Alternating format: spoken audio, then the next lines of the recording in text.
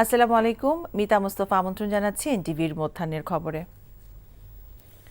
রাজনৈতিক প্রভাব মুক্ত রেখে একটি স্বচ্ছ বাহিনীতে রূপ দিতে পুলিশ বাহিনীকে সংস্কারের সুপারিশ করেছে বিএনপি। গুলশান বিএনপি চেয়ারপারসন কার্যালয়ে সংস্কার প্রস্তাব তুলে ধরেন বিএনপির স্থায়ী কমিটির সদস্য মেজর হাফিজ উদ্দিন আহমেদ। গ্রেফতার আটক তুলে নিয়ে যাওয়ার পর অস্বীকার করা, অতঃপর আইন বিধানের বিধি তোয়াক্কা না করে যতদিন খুশি আটক গুম করে রাখার যে একটা অপসংস্কৃতি গত 16 বছরে ফ্যাসিবাদী সরকার নিয়মে পরিণত করেছে। ক্ষমতার অপব্যবহার রোধ, দায়ীদের শাস্তি ও ক্ষেত্র বিষয়ে পুরস্কার প্রদানের নিমিত্তে পুলিশের গ্রেফতার তথ্য বিষয়ক একটি ফর্ম তৈরি করতে হবে। প্রত্যেক গ্রেফতারকৃত ব্যক্তির জন্য একটি করে ফর্ম পূরণ করতে হবে।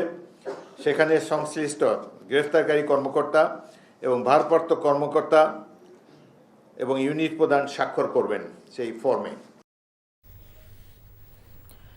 রাষ্ট্র কাঠামো মেরামতের 31 দফা ও জনসম্পৃক্তি কুমিল্লা বিভাগীয় প্রশিক্ষণ কর্মশালা শুরু হয়েছে। কর্মশালার উদ্বোধন করেন বিএনপির স্থায়ী কমিটির সদস্য ডক্টর খন্দকার মোশাররফ হোসেন। বিএনপি কুমিল্লা বিভাগীয় সাংগঠনিক সম্পাদক সেলিম ভূঁইয়ার সভাপতিত্বে প্রশিক্ষণ কর্মশালায় বিকালে ভার্চুয়ালি যুক্ত হয়ে প্রধান অতিথির বক্তব্য রাখবেন বিএনপির ভারপ্রাপ্ত চেয়ারম্যান তারেক রহমান।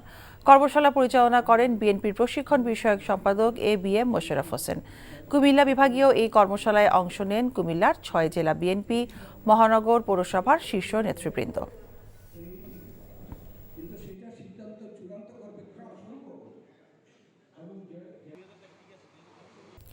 বিস্ফোরক দ্রব্য আইনের মামলায় 12 বছরের সাজা থেকে বিএনপির সাংগঠনিক সম্পাদক রুহুল কুদ্দুস তালুকদার দুলুকে খালাস দিয়েছে হাইকোর্ট।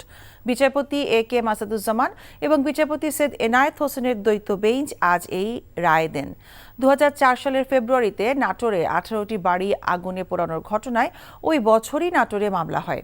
একই ঘটনায় 2007 সালে আরেকটি মামলা হয়, যেখানে রুহুল কুদ্দুস তালুকদার দুলুকে আসামি করা হয়। পরবর্তীতে নাটোরের বিশেষ জজ আদালত দুলুকে 12 বছর এবং অন্য 83 আসামির প্রত্যেককে 10 বছরের সাজা দেয়। সেই সাজার বিরুদ্ধে রুহুল কুদ্দুস তালুকদার দুলু সহ 28 আসামি আপিল করেন। শুনানি শেষে আজ রায়ের জন্য দিন ধার্য ছিল। রায়ের সব আসামিকে বেকসুর খালাস দিয়েছে হাইকোর্ট। সিলেটের ভোলাগঞ্জ রেলওয়ের লোডিং স্টেশন থেকে লুট হয়েছে শত কোটি টাকার সম্পদ। পুরো এলাকা তছনছ করে মাটি খুঁড়ে লুট হয়েছে কোটি টাকার পাথর।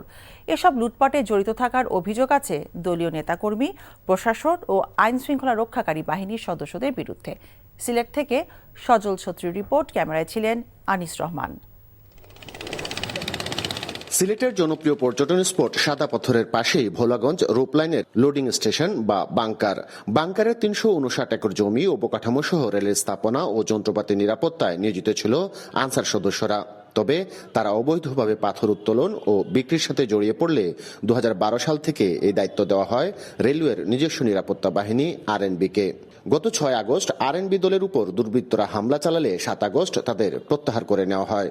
এই সুযোগে রেলওয়ে রোপওয়ের গুরুত্বপূর্ণ মালামাল সহ প্রায় 100 কোটি টাকার মালামাল লুট করে দুর্বৃত্তরা। গাছ কেটে মাটি খুঁড়ে তছনছ করে রাখা হয়েছে সরকারি এই সংরক্ষিত অঞ্চল।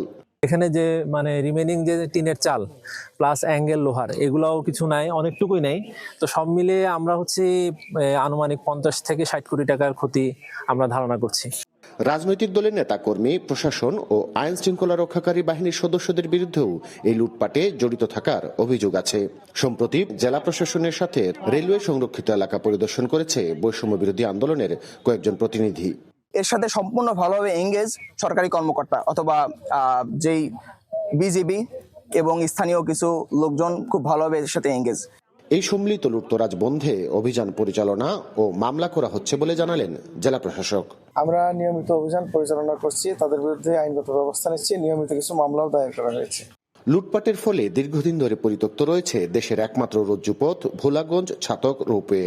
নষ্ট হচ্ছে প্রকল্পের কোটি কোটি টাকার মূল্যের যন্ত্রপাতি। কাজ না থাকলেও এ প্রতিষ্ঠানের কর্মকর্তা কর্মচারী ও শ্রমিকদের প্রতি মাসে দিতে হচ্ছে প্রায় 1.5 কোটি টাকার বেতন ভাতা। সজল ছত্রী, এনটিভি নিউজ, সিলেট। জাতীয় সংসদের নাটোর 3 আসনের সিংড়া উপজেলার মানুষ গত 15.5 বছরে অত্যাচারের নানা মাত্রিক রূপ দেখেছে। সাবেক আইসিটি প্রতিমন্ত্রী জুনায়েদ আহমেদ পলক এবং তার শ্যালক লুৎফুল হাবিব রুবেল এবং তাদের গড়া 5 স্টার বাহিনীর হাত থেকে রক্ষা পায়নি নিজ দলের ভিন্ন মতের নেতাকর্মী এবং সংখ্যালঘুরাও। তাদের নির্যাতনে শারীরিক প্রতিবন্ধকতা নিয়ে বিচারের প্রতীক্ষায় এসব মানুষ। নাটোর থেকে হালিম খানের পাঠানো রিপোর্ট। সিংড়া উপজেলার শিবপুর গ্রামের বিএনপি কর্মী কেতাব আলী। কাপড়ে ঢাকা শরীরটা নির্যাতনে ক্ষতবিক্ষত। স্বাভাবিকভাবে চলাফেরা করা তার জন্য অনেক কঠিন। পতিত স্বৈরাচার সরকারের সাবেক আইসিটি প্রতিমন্ত্রী জুনায়েদ আহমেদ পলক ও তার শ্যালক লুৎফুল হাবিব রুবেল বাহিনীর নির্মম নির্যাতনের শিকার তিনি।